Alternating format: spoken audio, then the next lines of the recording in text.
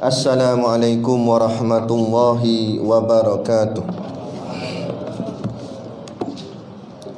Ila hadrati sayyidina wa habibina wa syafi'ina Muhammadin sallallahu alaihi wasallam, wa ila arwahi abaihi wa ikhwanihi minal anbiya'i wal mursalin, salawatullahi wa salamuhu alaihi wa alaihim ajma'in, wa ala ali kulli wa sahabati wal qarabati wat tabi'in wa tabi'it tabi'in bi ihsanin ila yaumiddin, wa ila arwahi walidina wa muallimina wa zawil huquqi alaina ajma'in,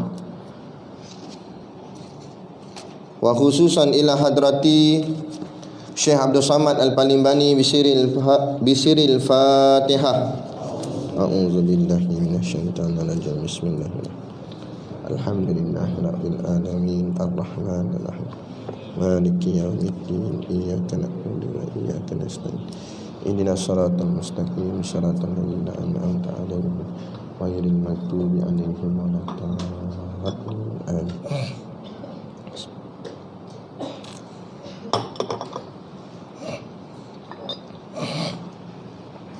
Bismillahirrahmanirrahim.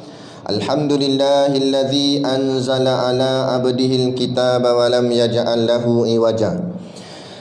Asyhadu an la ilaha illallah wahdahu la syarika lah, lahul mulku wa lahul hamdu yuhyi wa yumit wa huwa ala kulli syai'in qadir. Wa asyhadu anna sayyidana Muhammadan abduhu wa rasuluh. Allahumma salli wa sallim wa barik ala sayyidina Muhammad wa ala alihi wa sahbihi wa man tabi'ahu wa nasarahu wa walah. Subhanaka la ilma lana illa ma 'allamtana innaka antal alimul hakim. Rabbi shrah li sadri wa yassir li amri wahlul 'uqdatam min lisani yafqahu qawli. Wala haula wala quwwata illa billahil aliyil azim. Amma ba'd. Alhamdulillah, kita sama-sama panjatkan syukur kehadratullah Subhanahu wa taala yang dengan limpah dan kurnianya diizin oleh Allah Subhanahu wa taala pada kita pada malam ini. Sama kita sambung lagi pengajian kitab kita, iaitulah kitab Sairus Salikin. Moga-moga dengan pengajian ini bertambahlah keyakinan kita pada Allah, dan asbab keyakinan itulah Allah masukkan kita semua ke dalam syurganya nanti di hari akhirat kelak, insya-Allah. Amin ya rabbal alamin. Yang saya hormati pengurusi masjid dan seluruh saf kepimpinannya, para imam, para bilal, Datuk Siap yang tak dapat kita nak sebutkan namanya satu persatu, yang amat-amat disanjungi para asatizah, alim-alim ulama, tuan-tuan guru, ustaz ataupun ustazah yang mungkin hadir pada malam ini, mohonlah ditegur kepada hamba yang fakir dalam bidang ilmu ini. Sekiranya apa yang disampaikan dan dikongsikan ada salah dan silapnya, yang kita kasihi ayah-ayah, ibu-ibu, pemuda-pemudi muslimin dan muslimat yang dirahmati Allah sekalian. Baik, kita sambung. Rahimahullahu ta'ala wa nafa'ana wa iyyakum bi ulumihi fid daraini amin ya rabbal alamin. Kata pengarang kitab dan kata Syekh Ibnu Abbad Allah Ta'ala di dalam syarah hikam, ia naqal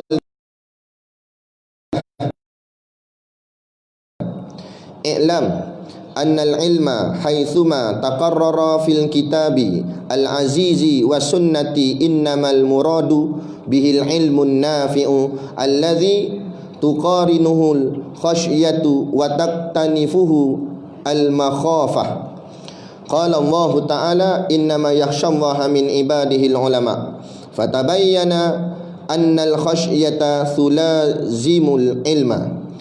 Wa fuhima min hadza anna al-ulama'a innama hum min ahli al-khasyah, wa kadzalika qauluhu ta'ala wa alladzina utul ilma warrasikhuna fil ilmi wa qur rabbi zidni ilma, wa qauluhu sallallahu alaihi wasallam innal malaikata latad'u ajnihataha li talibil ilmi, wa qauluhu sallallahu alaihi wasallam al ulama warasatul anbiya, wa qauluhu sallallahu alaihi wasallam innallaha ta'ala takaffala li talibil ilmi bi rizqihi innamal muradu bil ilmi fi hadhil mawatinil ilmun nafi'.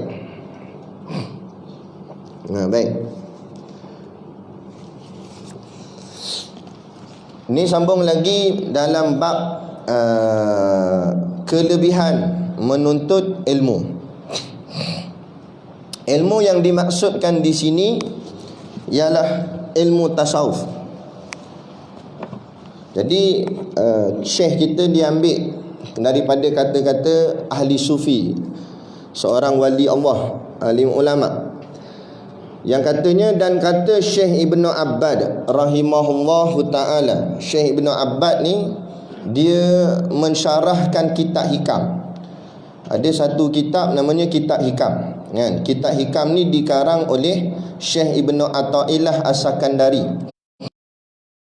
Asal kitab tu je asalnya, sebab dalam kitab tu dia matan sahaja. Kemudian datang beberapa ulama-ulama lain mensyarahkan kitab tu. Jadi keluarlah macam-macam syarah. Selalunya popularnya syarah di tempat kita ni, di negara kita ni, syarah Tok Pulau Manis. Macam Tok Guru Siddiq Nur baca tu, kitab hikam tu dia ambil syarah Tok Pulau Manis. Tok Pulau Manis ni ulama Terengganu, makamnya ada di sana. Dia orang Terengganu. Dia mensyarahkan kitab hikam yang dikarang oleh dan ada banyak lagi lah syarahnya. Syekh Ramadan Al-Buti pun ada. Jadi salah satu syarah yang banyak-banyak syarah tu daripada Syekh Ibnu Abbad rahimahullahu ta'ala. Jadi Syekh Ibnu Abbad ni dia mensyarahkan di dalam syarah hikamnya yang dia nakalkan daripada Syekh Ibnu Athaillah As-Sakandari rahimahullahu ta'ala. Syekh Ibnu Athaillah ni dia karang kitab hikam tu kata-kata mutiara, kata-kata dia sendirilah. Lebih kurang kat 200 lebih kalau tak silap. Walaupun begitu, kata ulama, walaupun apa yang dia kata tu bukan ayat Quran, bukan hadis, tetapi tak boleh nak ditolak. Sebab apa yang dia kata semua betul. Sebab tu orang meletakkan Syekh Ibnu Athaillah Sakandari ni bukan, tapi ulama yang sangat hebat, yang pandangannya pandangan yang kasyaf, yang jauh pandangannya, kan, dalam bab kerohanian. Jadi apa yang kata Syekh Ibnu Athaillah kata? Dia kata gini. I'lam. I'lam tu maknanya bukan iklan. Iklan tu TV. I'lam. I'lam maknanya ketahui olehmu. Bila ada perkataan i'lam, maksudnya ketahui olehmu. Maksud ketahui olehmu, wajibmu kena tahu. Macam tu. Kena ambil tahulah apa yang nak dipesankan di sini. Anna, bahawasanya, al-ilma, ilmu itu, kelebihan ilmu itu, haitsuma takarrara fil kitabil aziz, bahawasanya kelebihan ilmu yang takarrara, berulang-ulang, disebut fil kitabi, di dalam Quran, al-aziz, yang mulia, was sunnati, dan di dalam hadis Nabi SAW, innamal muradu bihil ilmun nafi', hanya sesungguhnya yang dimaksudkan dengan dia itu iaitu ilmu yang memberi manfaat. Jadi kata Syekh dalam kitab hikam, bahawa Syekh Ibnu Athaillah kata ilmu yang ada di dalam Quran dan ada di dalam hadis, itulah ilmu-ilmu yang nafi', ilmu yang memberi manfaat. Apa makna ilmu yang memberi manfaat? Syekh Abdul Samad Al-Falimbani menghuraikannya sedikit di dalam kitabnya, iaitu Hidayatus Salikin. Kata Syekh Abdul Samad, makna ilmu yang memberi manfaat, ma yazidu fi khaufika minallahi ta'ala, iaitu ilmu yang menambahkan takutmu kepada Allah Ta'ala. Maka kalau ada menambah takut kita pada Allah, maka itulah dipanggil manfaat. Dia kata. Jadi muradnya ataupun mafhum mukhalafahnya, kalau perkara tu tak mendatangkan takut kita pada Allah, jadi relax biasa, tak rasa takut dengan Allah, atau bukan sakat tak rasa takut, siap lawan Allah pula, maka kalau tak rasa takut, maknanya perkara yang kita lakukan tu atau ilmu tu sendiri ialah yang tidak memberi manfaat. Tapi kalau pula kita gilawan pula Allah, bukan setakat tak memberi manfaat, tapi sui nama dia. Maknanya satu benda yang mudarat, bala kepada seseorang hamba. Jadi yang kita nak ialah perkara-perkara yang memberi manfaat kepada kita. Buatlah apa-apa pun, biarlah perkara tu datang manfaat pada kita. Maksud manfaat sini bukan manfaat dunia, tapi adalah manfaat akhirat. Apa makna manfaat akhirat? Lagi buat, lagi takut dengan Allah. Bukan lagi buat, lagi takut dengan makhluk. Kita nak gitu. Kita nak lagi kita buat, lagi kita takut dengan Allah. Dan takut ni pula, dia ada dua jenis takut, ikut kedudukan makam seseorang. Kalau kita dia ada dua makam kedudukan lah. Makam yang pertama, makam ahlul mujahadah. Ahlul mujahadah ni golongan orang yang bersusah payah, berusaha lawan iblis untuk bermujahadah, nak beribadat pada Allah. Nak semayang tu kadang-kadang belaga habislah dengan iblis, dengan nafsu. Dia nak pergi masjid tu, Allah buat jadi berat. Tapi dia paksa kat diri, lawan kat. Tu panggil golongan mujahadah. Nak bangkit semayang tahajud tu, Allah menong dulu pala paik. Dia tengok pala paik tengok dia. Kan? Itu pun salah buka pintu. Ingatkan pintu bilik air, punya pintu almari juga. Makna kata payah. Bersusah payah nak melaksanakan ibadat. Kunci jam tak payah kata, kat 10 jam keliling kepala ada jam. Payah agak nak bangun. Tu maksud tu golongan mujahadah. Tu kebanyakan orang awam macam kita lah, termasuk saya pun, kan? Maknanya golongan yang bersusah-susah. Dan di sana nama dia golongan mujahadah, juga dipanggil golongan abid ataupun golongan ibadah. Ada satu lagi dipanggil golongan yang telah mendapat pertolongan Allah. Mereka ni terus mendapat pertolongan Allah. Dia bangun tu tak payah kunci jam dah. Kalau tahajud pukul 3, 4 pagi syak bangun. Allah sendiri yang kejutkan dia. Dan bangun tu steady pula tu. Dah lah bangun sendiri, tak ada rasa mengantuk, tak ada apa. Dipanggil golongan inayah, golongan yang mendapat bantuan daripada Allah Ta'ala. Dia mudah dalam melaksanakan segala urusan-urusan ibadat agama dia. Tapi tetap ada juga diuji. Cuma nak ceritanya Allah permudah. Tu. Jadi golongan mujahadah, golongan yang bersusah payah ni tadi, dia pun takut juga dengan Allah, kan? Tapi takut dia takut ni, kenapa bila orang tanya pada dia, kenapa kamu tak buat maksiat? Kerana aku takut aku akan diazab dalam api neraka. Dia takut neraka, kan? Lepas tu bila tanya, kenapa kamu melakukan taat? Kenapa kamu semayang gini? Kerana aku mengharapkan syurga Allah. Ni golongan mujahadah. Dia takut buat maksiat sebab dia takut Allah murka, Allah azab dalam neraka. Dan dia takut meninggalkan taat kerana dia takut dia tak dapat masuk syurga. Takut juga nama dia. Tapi bagi golongan yang atas tadi, golongan yang kedua, makam yang kedua, ahlul inayah, mereka takut pada Allah bukan sebab kerana neraka syurga dah. Sebut dalam kitab Bidayatul Talibin, sebut dalam kitab Qatrul Ghaisiyah, mereka beribadat bukan lagi kerana syurga, bukan lagi kerana neraka. Mereka tak buat maksiat bukan sebab takut neraka. Mereka melakukan taat bukan takut tak dapat masuk syurga, tapi mereka takut satu je, takut hilang kasih sayang Allah pada dia. Dia takut kasih tu hilang. Sebab dia telah merasai betapa besarnya nikmat rahmat daripada Allah, nikmat sayang Allah. Allah pemudahkan dia buat urusan ibadat, senang bangun tengah malam, baca Quran semudah hafal, macam-macam lah perkara-perkara yang kadang-kadang payah pada orang lain, Allah mudahkan pada dia. Dia dah terasa sonok, kelazatan ibadat tu sonok dah. Semayang dia rasa sedap, baca Quran dia rasa sedap, mengaji kuliah ni dia rasa sonok. Dia dah rasa kelazatan ibadat, maka takut dia bukan lagi syurga neraka, tapi dia takut segala nikmat yang Allah berikan ni Allah ambil balik kerana Allah sudah benci pada dia. Takut yang tu. Dia takut Allah benci dia. Sampai dia boleh kata, kalau takdir kata aku masuk neraka tapi Allah masih kasih padaku, itu lebih baik daripada kalau aku masuk syurga tapi Allah tidak kasih padaku. Maksudnya sini, kerana dia mengharapkan semata-mata kasih Allah saja. Bukan hal lagi syurga neraka dah. Semata-mata kerana sayang Allah. Macam contoh dalam kehidupan dunia kita ni, kita kerja dengan bos kita.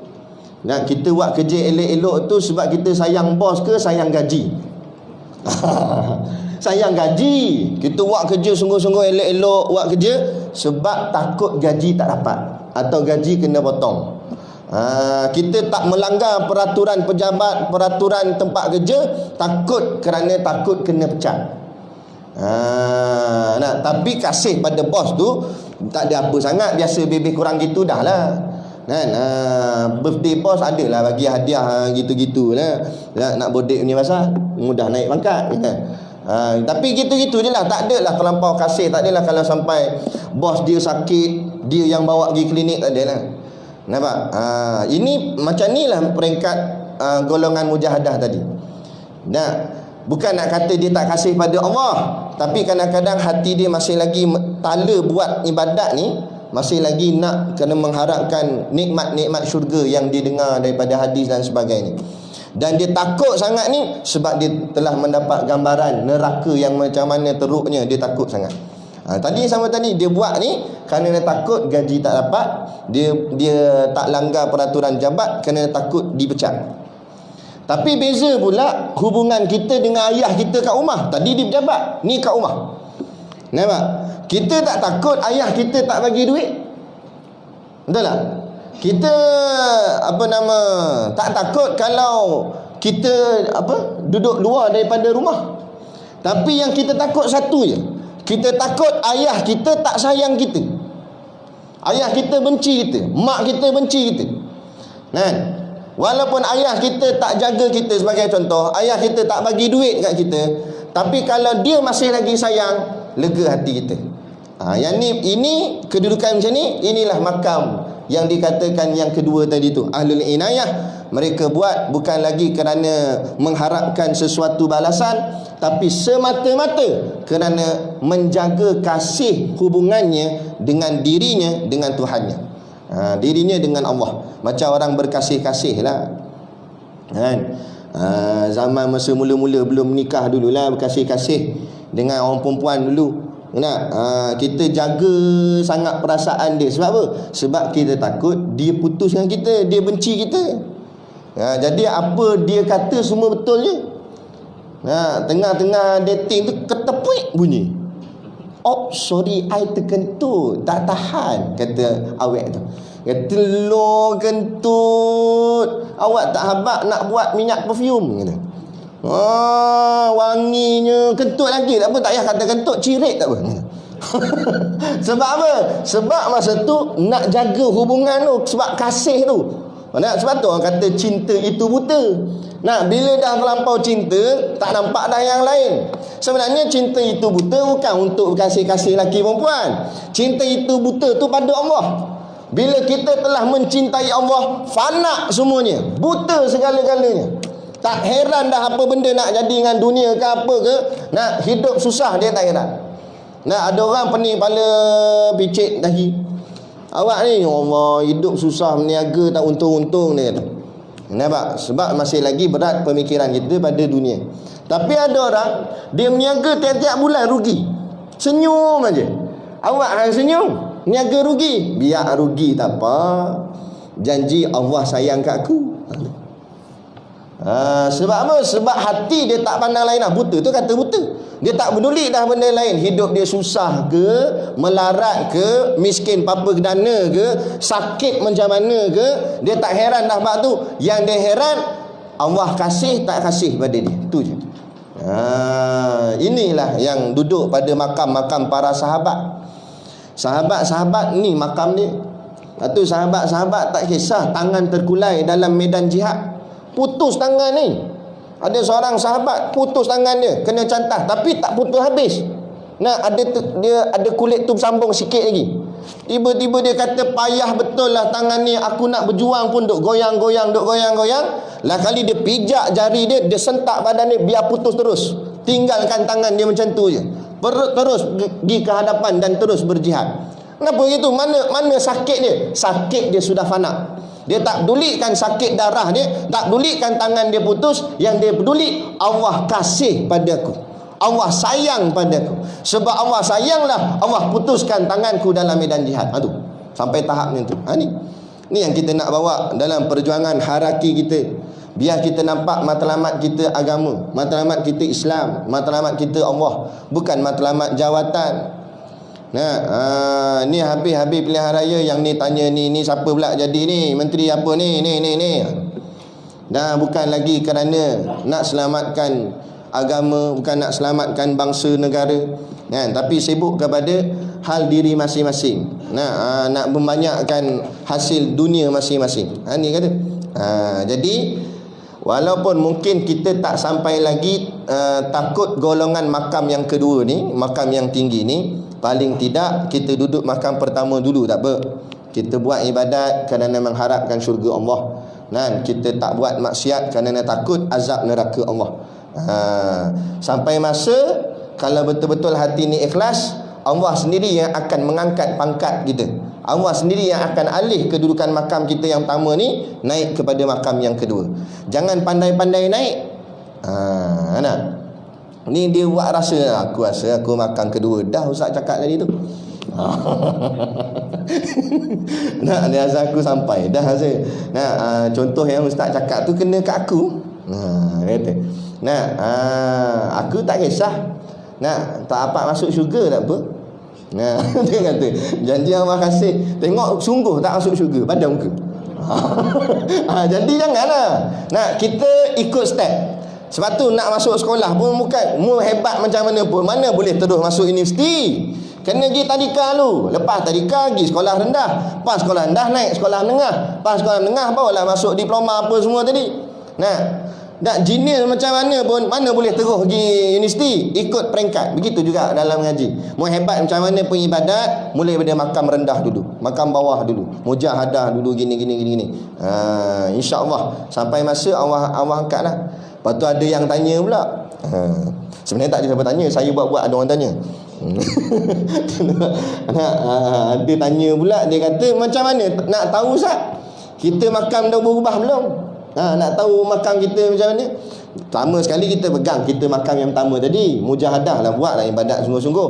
Dah tu nak tahu makam kita yang kedua ni sampai ke tak, tak payah tahu, kita buat je lah.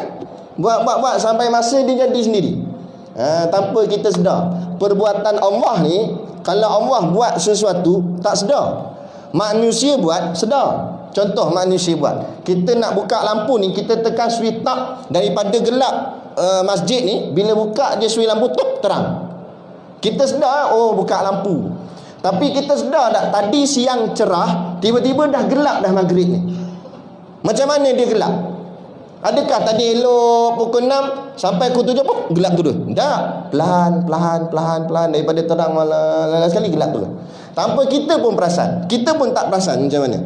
Macam itulah juga bila Allah mengubah makam seseorang tanpa kita sedar. Tahu-tahu kita sudah berada di kedudukan yang hati kita bukan lagi kerana nak syurga neraka, tapi semata-mata nak kasih pada Allah. Dia akan rasa sendiri. Jangan buat-buat. Yang buat-buat tu kawali tu kuali namanya. Baik. Jadi dia kata ilmu yang berguna itu adalah ilmu yang memberi manfaat. Makna manfaat ialah dalam ilmu tu allazi tuqarinuhul khasyatu wa taqtanifuhul makhafah. Maknanya ilmu yang memberi manfaat itu menyertai akan dia takut akan Allah Ta'ala. Nak tahu kita ni ilmu kita bermanfaat ke tidak, membuatkan kita tak ke tidak. Itu baru ilmu yang bermanfaat. Dia tak semestinya mengaji confirm manfaat, belum tentu. Berapa ramai orang yang berilmu tapi tak takut dengan Allah. Ada kadang-kadang golongan ustaz pun sendiri pun ada. Tak takut dengan Allah. Ya tak? Ustaz dah patut baiklah semayang jemaah di masjid surau dan sebagainya, tapi tak tak. Ada jenis gitu. Kata mu takut dengan Allah. Nah, ustaz dah tapi pulun dunia. Kenapa? Quran hadis dalam kepala dah. Ayat-ayat semua dia tahu dah dalam tu. Dia dah tahu dah Allah kata jangan pulun sangat dunia. Ayat tu dia hafal tak? Tapi tak. Jadi ilmu semata belum tentu manfaat. Ilmu yang manfaat, ilmu yang membawa kita takut pada Allah. Lagi mengaji, lagi takut. Lagi mengaji, lagi gelisah. Lagi tak senang duduk. Allah takutnya aku. Gitu. Tu baru makna kata ilmu tu memang betul-betul manfaat pada kita. Dan teruskanlah mengaji kalau gitu. Dan lagi dia kata wa taqtanifuhul mukhafah, dan melengkapi haibah kepada Allah Ta'ala. Haibah ni maksudnya gerun. Gerun ni makna kata dia bukan takut sikit-sikit lah. Dia takut ni ada 3 peringkat. Tuan-tuan, takut ni ada 3 peringkat. Yang pertama dipanggil khauf, yang kedua dipanggil khasyah, yang ketiga dipanggil haibah. Tok guru kami di pondok dia buat contoh takut ni, contoh rimau dia buat contoh. Kita pergi camping mana dah, dalam hutan gerik ke mana tahu kan, kita pergi masuk, lepas tu kita tidur malam tu, tiba-tiba sebelum nak pergi tu ada orang cerita kata hati-hati dalam hutan ni dengan kata ada pak belang. Rimau tak boleh sebut, dia kata kena sebut pak belang. Kalau sebut rimau nanti dia datang. Nak sebut tiger tak boleh, dia kata. Sebab harimau Malaysia dia tak kerti bahasa Inggeris. Dia kata. Kenapa?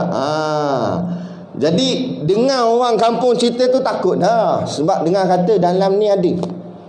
Tapi tak nampak apa pun lagi. Bunyi rimau nampak, tarik rimau pun tak ada, tapak kaki pun tak jumpa pun. Cuma orang cerita. Takut ada? Takut, tapi takut tak kuat. Itu dipanggil khauf. Itu dari sudut ilmu. Macam kita nak ustaz cerita tentang azab neraka, takut juga, tapi takut dia tak kuat sangat sebab dia dengar je. Mustami'an, dengar api api dalam duk api tikar nombor ekor rasa kena ni.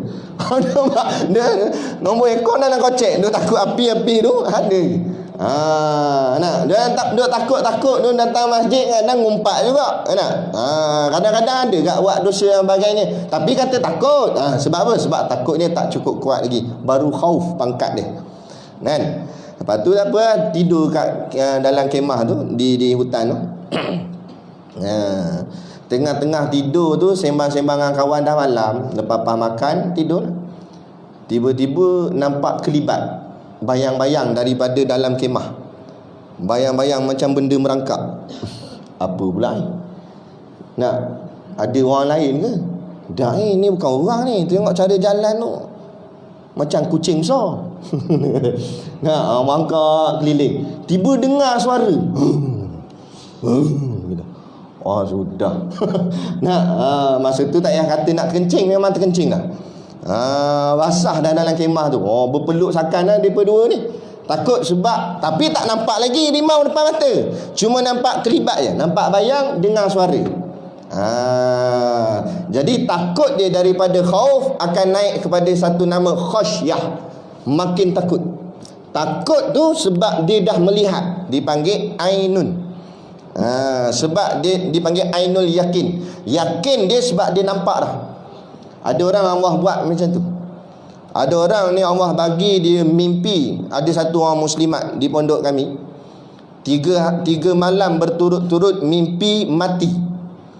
Bukan zakat mati biasa, dia mimpi tu dia orang mandikan dia, orang kapankan dia sampai ke tanah. Dia nampak tanah jatuh atas muka, bau pun bau tanah, macam betul-betul mati. Dia ingat dia mati dah. Bangun-bangun Allah menangis. Malam esoknya sekali lagi mimpi yang sama. 3 malam berturut-turut mimpi mati. Allah. Lepas 3 hari tu duduk pondok tu, insah tobat, jumpa tok guru menangis. Ingat habis dosa-dosa. Itu dipanggil ainul yakin. Dia nampak Nampak Allah, kadang-kadang Allah kasyafkan pada dia, Allah tunjuk pada dia. Kan? Kadang-kadang ada yang nampak neraka pun ada. Ada satu orang tok guru, kan, dia tengah kuliah cerita tentang ahli syurga dan ahli neraka. Perangai ahli syurga, ahli neraka, dia tengah cerita, kan. Tiba-tiba dia kehausan, dia nak minum air. Dia pun angkat cawan nak minum air. Bila nak minum tu, tiba-tiba Allah buka hijab dia. Allah kasyafkan pada tok guru ni, dia nampak gambaran ahli neraka sedang meminta air kepada ahli syurga kerana kehausan yang teramat sangat. Nah, akhirnya bila nampak benda tu, dia menggigil tangan dia, pop, terlepas cawan, jatuh pengsan. Habis kuliah apa ni, bila dah jatuh pengsan, anak murid semua kerumun, nak renjih-renjih muka apa semua, bangunkan balik tok guru. Awak tok guru. Nah, tok guru kata, aku nampak ahli neraka sedang meminta-minta air pada ahli syurga. Takutnya aku seolah-olah aku yang ahli neraka tu. Allah. Dia dapat rasa. Tu. Tapi jangan tengok kawan kita pegang cawan mula tapuk jatuh. Oh, dia kasyah ni. Bukan cawan panas. Itu lain. Tapi adalah orang-orang yang Allah pilih. Yang pertama tadi banyak-banyak. Banyak-banyak kita ni lah ilmu yakin, kita dengar mengaji, tapi mujur lah lebih baik daripada tak dengar langsung. Tu yang jadi buat pesta maksiat, joget apa tu, kes sebab apa? Sebab tak mendengar. Kita mujur mendengar. Dalam mendengar pun kita ada buat dosa gak, tapi kuranglah sikit sebab dengar. Jadi bila nak buat maksiat yang kalau kecil-kecil mungkin kita lebih kurang, tapi jenis maksiat besar-besar kita kata tak moh aku kita ngaji dah kan dalam kuliah. Weh, nampak? Tak mahu lah. Kalau nak tikam pun sikit-sikit dia kata. Contoh. Nampak? Makna kata ada takut tu juga sudah masuk. Sebab mendengar. Yang tak dengar langsung tu mana ada takut apa? Dalam Allah hantar wabak COVID-19 yang tak habis ni lagi, siap naik pula angka, masih lagi berpesta, joget tengok artis, masih lagi dedah aurat. Sebab apa? Apa? Sebab tak mendengar. Orang suruh datang kuliah mengaji tak mahu. Ni kata degil, kerah kepala. Tapi mujurlah kita duduk bahagian mendengar. Tapi kalau Allah angkat kedudukan kita, dapat makam ainul yakin. Bukan setakat dengar dah, nampak dah. Nampak dengan mata. Tapi ainun tu tak power lagi, ada lagi power. Cerita kemah tadilah, rimau tadi. Jadi kawan dia kata, pergi cek tengok apa kat luar tu betul ke ada orang nak sakat kita ni, kawan-kawan kita ke buat main kita. Pergi tengok betul tu. Jadi kawan dia ni berani sikit, pergi buka zip kemah. Srek, buka-buka rimau depan mata. Rimau bagi salam. Assalamualaikum. Nampak? Sadar Allah tu lah. Bila dah depan mata, tadi kalau yang dalam kemah boleh dan lagi cakap. Dah depan mata nampak rimau, nak cakap apa? Tak ada cakap apa dah. Gitu. Kaku tu bisu, tak boleh nak kata apa. Orang kata, orang putih kata speechless. Atau kita kata tak terkata, tak boleh nak kata sebab terlampau takut. Itulah namanya haibah, gerun. Orang yang sampai makan ni memang hebat lah. Dia gerun sungguh dengan Allah Ta'ala. Sampaikan macam sahabat Nabi Sayyidina Ali tengah ambil uduk, Sayyidina Bilal azan, dengar nama Allah dilaungkan, Allahu Akbar, Allahu Akbar. Dia Sayyidina Ali tengah ambil uduk, menggigil tangan sebab dengar nama Allah, takut kepada Allah. Tu makam-makam sahabat namanya makam ginilah, kan. Susahlah, kita jangan buat-buat ambil uduk. Kenapa haibah? Nampak? Ini kadang-kadang Allah letakkan takut, dia takut sangat. Kita kadang-kadang terlepas subuh steady lagi, Allah terlepas gitu je lah, kan. Tapi sahabat-sahabat Nabi, orang-orang alim, orang-orang yang makamnya tinggi, saya kata terlepas subuh, terlepas tahajud menangis. Sebab dia takut sangat. Kita bagi azan dulu.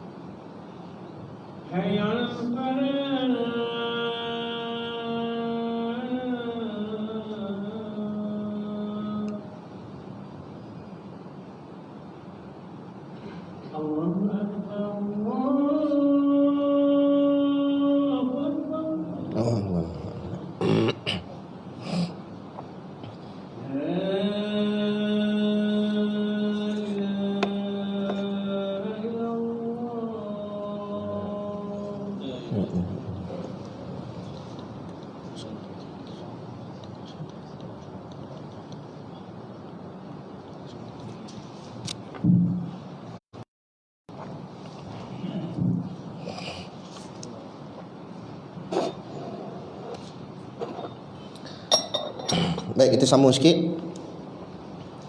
Dan lagi kata Syekh, fatabayyana annal khasyata tulazimul ilma. Fa maka tabayyana, maka dinyatakan, anna bahawa al khasyah, takut itu, tulazim, akan melazimkan dia akan ilma. Mana ni ilmu. Maknanya untuk nak bagi ada rasa takut pada diri kita pada Allah ni, macam mana? Orang tanya, kita nak duduk makam takut ni, kita pun tanyalah ulama, macam mana nak bagi rasa takut? Maka kata Syekh, tulazimul ilma, lazimkan menuntut ilmu. Lagi banyak kita mengaji, lagi kuat kita takut pada Allah. Tapi bukan mengaji kosong lah, mengaji yang sungguh-sungguh lah. Bukan ngaji buat lebih kurang gitu. Ngaji yang betul-betul, dan mengaji dan beramal. InsyaAllah akan meningkatkan takut kita pada Allah. Bila tertingkat takut, takut tu bahasa Melayu, bahasa Arab takwa, maka tertingkatlah takwa. Kan? Sebab tu Tuan Khatib sebut ittaqullah, maknanya takutlah kamu pada Allah. Jadi bila takut kita makin meningkat, takwa makin meningkat. Bila takwa makin meningkat, insyaAllah Allah permudahkanlah urusan akhirat kita nanti. Wa fuhima min hadza annal ulama, dia kata, maka difahamkan daripada ini ulama, innama hum min ahlil khasyah, maka sesungguhnya hanyalah mereka itu, yakni ulama, daripada ahlil khasyah, ahli yang takut pada Allah. Maksud ulama sini bukan tok-tok guru. Ulama di sini maknanya ahli ilmu. Siapa dia ahli ilmu? Orang yang mengaji ilmu, maka termasuk di dalam golongan ahli ilmu. Ahli ilmu dalam bahasa Arabnya dipanggil ulama. Maknanya orang yang berilmu, jamak daripada perkataan alim. Kalau alim seorang berilmu, kalau ulama orang-orang alim. Nah, kita ni orang-orang alim lah. Bukan maksud alim tu hafal Quran, hafal hadis. Nah, tapi maksud alim maknanya orang mengaji. Orang yang pergi dengar, orang pergi belajar. Ada apa dah lah. Wa kadzalika qauluhu ta'ala, dan demikian lagi firman Allah Ta'ala, wa qala allazina utul ilma, dan berkatalah orang-orang yang diberikan pada mereka itu ilmu. Maksud pada ayat ni juga Allah nak menyatakan bahawa orang yang layak berkata ialah orang yang berilmu. Maksud kata gini memberi pendapat, pandangan dan sebagainya. Orang berilmu. Orang jahil nak cakap macam mana? Dia tak erti apa, mana pandai dia. Tak boleh. Kena orang berilmu lah nak keluarkan hukum, fatwa dan sebagainya. Warasikhuna fil ilmi. Dalam ayat yang lain pula Allah kata warasikhuna fil ilmi. Dan orang yang mahir di kalangan dalam ilmunya. Nah, orang yang berilmu, orang yang mahir, yang pandai, yang reti. Nah, orang jahil nak reti apa ni? Wa qur rabbi zidni ilma, dan dalam ayat yang lain berkatalah mereka, wahai Tuhanku, tambahkanlah aku ilmu.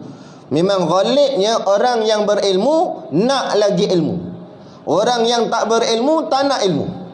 Gitu. Orang kalau satu orang tu dia dah mengaji, lepas tu dia dah dimasukkan oleh Allah ke dalam hatinya kelazatan ilmu, dia tak puas, dia nak lagi ilmu, nak mengaji, dia makin meluah. Kadang-kadang kalau kat masjid tempat dia tak ada kuliah, dia merantau cari mana masjid ada kuliah, nak cari ilmu juga, nak mengaji juga dia. Nah, sebab apa? Sebab telah masuk cahaya ilmu dalam hati dia, sehingga dia merasa lazat, sedapnya menuntut ilmu. Tapi ada orang dalam hatinya dicampakkan kelazatan diskaun. Dia pantang ada expo, diskaun 50%, jauh pun datang. Sampai ke Ipoh pergi. Sebab apa? Sebab hati dah melekat dengan dunia. Nak barang-barang dunia sibuk. Padahal kat rumah tu serba tok nenek ada dah dalam rumah tu. Macam-macam alat ada dah. Tak puas lagi nak beli lagi. Tak habis-habis dengan membanyak-banyakkan dunia. Dia tak tahu bila banyak sangat perkakah dunia, banyak soalan Allah akan tanya. Tapi kalau orang mengaji tak, dia bukan gemar bahagian tu. Tanda hati kita dah mula Allah kasih, nak tilik dia, tanda hati kita dah mula Allah kasih, Allah ubah kita daripada gemar dunia kepada gemar akhirat. Kita dah semakin gemar pada barang akhirat. Bukan dunia ni tolak terus, tak, tapi kurang gemar pada dunia. Dunia ada gak bahagian dunia, tapi berlebih kurang je. Sikit-sikit je. Kereta tu lebih kurang, yang berjanji boleh jalan jadilah. Tak ada nak lebih-lebih sangat, nak over-over sangat, tak ada. Buat biasa-biasa. Rumah pun boleh ada dapur, bilik air lengkap apa semua, kira boleh kata selesa lah nak duduk berkeluarga, jadilah walau tak besar mana. Yang tu. Tapi bila main dengan akhirat, Allah nak renovate, dia dahulukan duit dia untuk renovate rumah Allah daripada rumah dia sendiri. Kadang-kadang sanggup dia keluar beribu-ribu ringgit untuk nak membesarkan rumah Allah, nak tolong apa yang patut nak diwakafkan, dia bagi dulu. Rumah dia nombor 2, pilihan nombor 2. Itu sebab apa? Sebab hatinya sudah gemar pada akhirat, dan bahagian dunia bukan tak ada terus, tapi kurang-kurang gemar.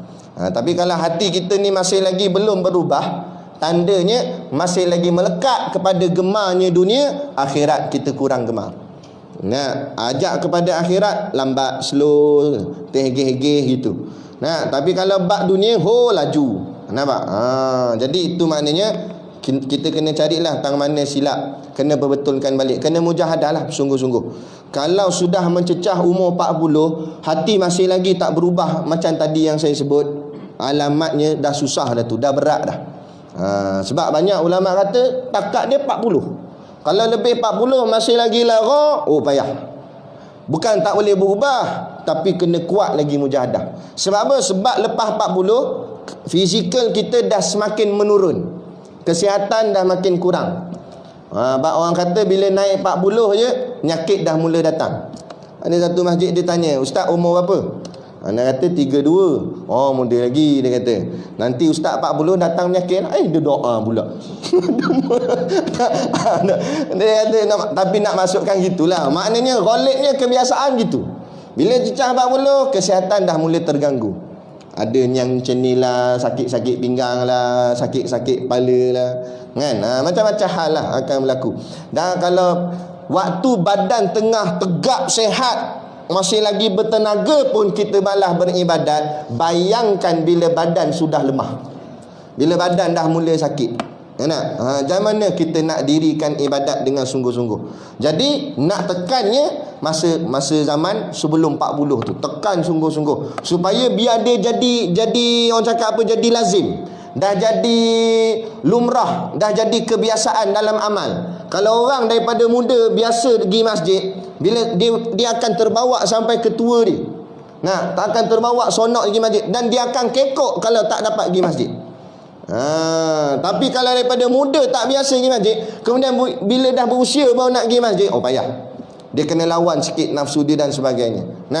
Kena mujahadah macam-macam. Jadi nak masa zaman muda lah kita buat sungguh-sungguh. Jadi kata Nabi, wa qauluhu sallallahu alaihi wasallam, innal malaikata latadau ajnihataha li talibil ilmi. Sesungguhnya malaikat mengembangkan sayap mereka itu kepada orang yang menuntut ilmu. Ni kita tengah mengaji kuliah ni, ada malaikat atas bumbung masjid. Tapi kita tak nampak lah. Kalau nampak nak lingkup dah kita. Nampak berbuih mulut terus tengok. Apa benda tu? Tak nampak lah ada, tapi ada duduk bertinggi. Berapa banyak tak tahulah, tapi duduk atas ni. Kemudian dia akan buka sayap dia.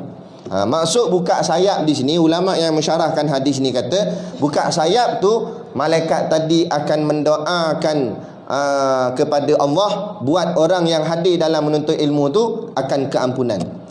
Ibaratnya contoh, ya Allah ampunkan dia, ampunkan dia, ampunkan dia, ampunkan dia. Habis doa. Walaupun tertidur. Ampunkan dia, malaikat tidur. Tak apa, ampunkan jugalah dia. Ampunkan dia. Nak contoh. Sebab apa? Sebab dia duduk dalam majlis ilmu. Itu kelebihan majlis ilmu. Yang tak ada pada majlis-majlis yang lain. Wa qauluhu sallallahu alaihi wasallam, dan lagi kata Nabi, al ulama'u warathatul anbiya. Ulama itu mewarisi para nabi. Anbiya maknanya para nabi, bukan nabi seorang, nabi-nabi semua. Apa yang warisnya? Bukan jadi nabi juga ulama, tak, tapi maksud waris ini waris. Dalam kitab Minhajul Abidin bahagian depan sekali ada satu hadis. Nabi kata, ulama ummati ka anbiya'i bani Israel. Ulama umat aku, umat Nabi Muhammad, macam nabi-nabi Bani Israel. Nabi Muhammad berbangga. Nabi kata, dalam hadis tu, dialog tu, Nabi Muhammad sedang bersembang dengan Nabi Musa dan Nabi Isa. Nabi Muhammad kata kat Nabi Musa dan Nabi Isa, ulama ummati ka anbiya'i Bani Israel. Ulama umat aku macam nabi-nabi Bani Israel. Apa maksud dia? Ulama umat Nabi Muhammad buat kerja, berjuang macam nabi-nabi dulu, bersungguh-sungguh, bermati-matian. Ada yang difitnah, ada yang dibunuh kerana semata-mata nak menyebarkan agama Allah biar tertegak di atas muka bumi. Kalau zaman nabi-nabi dulu yang berjuang banyaknya nabi sendiri dia, pengikutnya kadang-kadang tak ikut. Macam bila Nabi Musa sampai dah dekat tepi laut tu, depan laut, belakang Firaun, pengikut Nabi Musa, dia kata apa ke Nabi? Dia kata, macam mana ni Musa? Matilah kita. Ni depan air, belakang Firaun. Kau bawa jalan mana ni sampai jalan mati ni? Dia persalahkan Nabi. Tak bersama dengan Nabi, tapi umat Nabi Muhammad bersama-sama dengan nabinya. Nak berjuang bersama-sama, mati sama-sama, malah sanggup pertahankan Nabi. Tak payah kata yang lelaki, yang perempuan. Dalam perang Uhud, Nusaibah, seorang muslimat perempuan, bila dah berkecamuk dalam perang Uhud tu, dikepung oleh tentera musuh daripada belakang. Mereka cari Nabi Muhammad, nak rosakkan Nabi Muhammad, nak bunuh Nabi Muhammad. Datang Nusaibah melindungi badan Nabi Muhammad dengan berdiri depan Nabi. Ya Rasulullah, minta maaf saya berdiri depan engkau ya Rasulullah. Maka panah terkena atas badan Nusaibah, berdarah-darah. nak pertahankan Nabi daripada terkena panah, sanggup memberi badannya sendiri untuk mempertahankan Nabi. Tu muslimat. Nah, kalau kita muslimin tak boleh tahan Nabi, nak jadi muslimut lah. Itu kata. Sebab apa? Sebab mereka ditanam semangat yang tinggi demi agama, kan? Itu yang kita nak capai, insya-Allah. Itu yang kata ulama mewarisi para anbiya. Wa qauluhu sallallahu alaihi wasallam, dan lagi kata Nabi, innallaha ta'ala takaffala li talibil ilmi birizqi. Sesungguhnya Allah Ta'ala takaffala, mencukupkan li talibi, bagi penuntut ilmu itu, birizqi, dengan rezekinya. Ini ayat ni pegangan biar kuat. Orang tanya nak kalau ngaji pondok, ngaji tahfiz, nak makan apa? Cakap dia makan penumbuk ni, nampak? Nak makan apa ni? Ayat ni Nabi kata, innallaha ta'ala takafala li talibil ilmi birizqi. Sesungguhnya Allah dah jamin orang yang menuntut ilmu dengan rezekinya. Takut apa lagi? Nampak? Malah rezeki melimpah-limpah. Bukanlah kita nak kata kita hebat dah. Nah, tapi sebab atas rahmat Allah, nak kita tolong agama Allah dan sebagainya, asal pergi makan free. Asal nak pergi bayar tak? Nah, dia kata tak apa Ustaz, tadi ada meja sebelah Ustaz, dia tolong bayar dah. Oh, iyalah. Esok dia datang tak ni? Nak datang nak makan lagi. Nak ceritanya makna kata Allah jamin. Dia jangan nampak rezeki ni gaji besar. Nah, tengok rezeki orang gila. Dia gila, sleep pun tak ada, mana ada kerja. Tapi makan orang bagi, dia pergi kedai nak ambil muka-muka. Siap dengan air sekali, kat tepi teh air. Nampak? Kerja dia jaga jalan. Tapi orang tak ikut lah. Dia buat ni nampak? Tapi kenyang menyandar, rezeki cukup makan siang malam. Lepas tu ada pula orang hantar kat WhatsApp. Dia kata ramai kita ni pakai mask, mayan jarak lah, macam-macam lah kita buat sebab corona ni. Tapi kadang-kadang terkena juga. Pergi hospital. Tapi yang peliknya, orang gila mask pun tak pakai. Tak kata mask, baju pun kadang tak pakai. Nampak? Tak kena pun. Nampak? Dia lagi makan, ambil kadang-kadang ambil kat tong sampah apa semua. Sebab Allah jaga dia. Allah jaga dia. Sebab tu kadang-kadang orang gila tu jangan disangka gila, kadang-kadang wali, kan? Ambil tangan dia cium. Cium mau tahi. Allahu akbar. Tu kata. Jadi jangan risaulah menuntut ilmu agama, jangan risaulah nak makan apa lah ni. Janji Nabi, kalau mu takut, mana mu tak percaya dengan Nabi lah. Tak percaya dengan Nabi, takut jadi tak beriman dengan Nabi. Li talibi ilmi birizqi. Allah jamin dah rezeki dia. Sedang ahli maksiat pun Allah jamin rezeki, apatah lagi ahli taat. Takut apanya? Innamal muradu bil ilmi fi hadhil mawatini. Maka dia kata, maka hanya sesungguhnya lah yang dimaksudkan dengan ilmu pada segala tempat ini, yakni pada segala ilmu yang tersebut di dalam Quran dan segala yang tersebut di dalam hadis Nabi sallallahu alaihi wasallam. Maksudnya, apa yang dimaksudkan dengan ilmu yang memberi manfaat, tak lain tak bukan ilmu yang terkandung dalam Quran dan terkandung dalam hadis. Ilmu yang akan menambahkan kamu takut pada Allah, ilmu tu ada dalam Quran, ilmu tu ada dalam hadis. Jadi kalau kamu nak takut pada Allah, banyakkan baca Quran, banyakkan baca hadis. Tapi kalau kamu nak takutkan diri kamu pada dunia, banyakkan baca surat khabar. Betul tak? Kita baca surat khabar tu yang jadi takut tu. Nak PKP lagi. Sana takut sini, baca Quran lah. Quran akan menenangkan hati. Baca hadis, tenang. PKP pun tak apalah, janji Allah kasih. Susah-susah macam mana pun, dunia sementara je. Mati esok, insya-Allah lah. Kalau Allah terima aku sebagai hamba-Nya yang bertakwa, Nabi terima aku sebagai kasihnya, Allah indahnya hidup aku lepas ni. Walaupun sekarang hidupku pahit, tak apalah. Jadi hati akan jadi tenang sebab banyak baca Quran, banyak baca hadis. Ni banyak baca WhatsApp lah, apa semualah. Ada satu ustaz tu, ni cerita lama dululah. Ada seorang ustaz tu, dia ngadu ke Tok Guru Haji Hadi. Dia tunjuk dalam WhatsApp, banyak orang komplain dengan parti Islam gini lah, lagi orang kafir. Jadi dia kata, Tok Guru tengok ni. Banyak orang hentam kita Tok Guru. Kan, orang kafir pun tentang kita kekuatan lemah Tok Guru, tak ada sokongan sangat. Lemah kita ni Tok Guru, macam mana nak buat? Lepas tu Tok Guru jawab ni, ni kata ulama. Tok Guru kata, Allah suruh baca WhatsApp ke suruh baca Quran? Senyap terus kawan. Ayat jawapan pendek mudah je.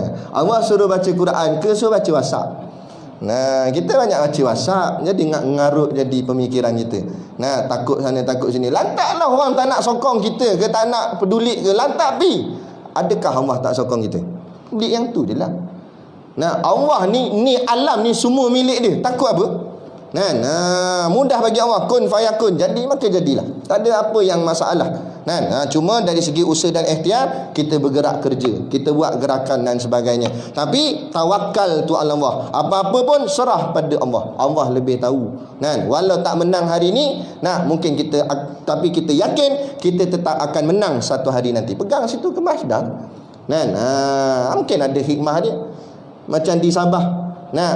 Barulah nampak apa hikmah kenapa kita tak bertanding langsung di Sabah. Kalau dah mula-mula, kenapa langsung satu pun tak masuk? Baru kita nampak. Akhirnya tengok belah sana duk bergaduh sama dia. Ni gaduh ni. Kita tenang di sini. Kita nak apa? Kita nak bukanlah nak kursi sangat. Kita nak tegakkan Islam.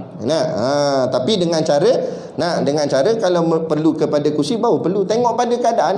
Jadi kaedah mungkin berubah-ubah, tapi matlamat tidak pernah berubah. Matlamat tetap nak semayang di masjid Allah, tapi mungkin kaedahnya berubah-ubah. Kadang-kadang naik basikal, kadang naik motor, kadang naik kereta, kadang jalan kaki.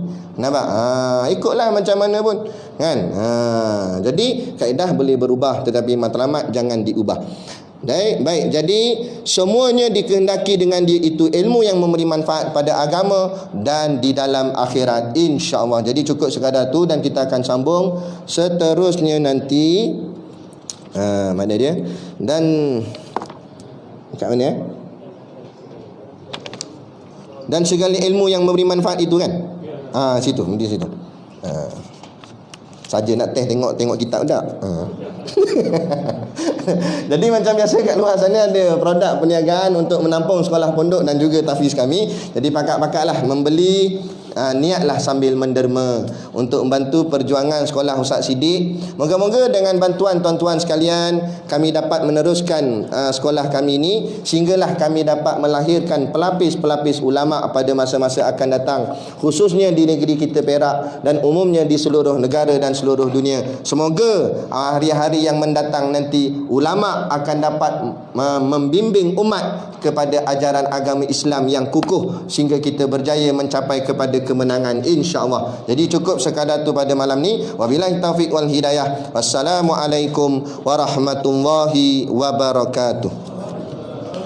A'udzu billahi minasyaitonir rajim. Bismillahirrahmanirrahim. Alhamdulillahirabbil alamin wassalatu wassalamu ala asyrafil anbiya'i wal mursalin sayyidina Muhammad wa ala alihi washabihi ajmain. Allahumma taqabbal minna salatana wa du'aana innaka antas samiul alim wa tub alaina innaka antat tawwabur rahim. Allahumma ja'al dinana dinan nabi Muhammadin sallallahu alaihi wasallam wa islamana islamal muslimin wa imanana imanal mu'minin wa salatana salatal khashiin wa a'malana a'malas solihin wa niyatana niyatal mukhlisin wa dhunubana ya Allah dhunubal mustaghfirin wa hayatana hayatal ulama wa mautana bimauti syuhada wa dakhinal jannata ma'al anbiya'i alaihi wassalatu wassalam. Rabbana atina fid dunya hasanah wa fil akhirati hasanah wa qina adzabannar wa qina adzabannar wa qina adzabannar. Wa sallallahu ala khairi khalqihi sayyidina Muhammad wa ala alihi washabihi wasallam. Subhana rabbika rabbil izzati amma yasifun wa salamun alal mursalin walhamdulillahi rabbil alamin. Amin ya rabbal alamin. Taqabbalallahu minna wa minkum. Takbir.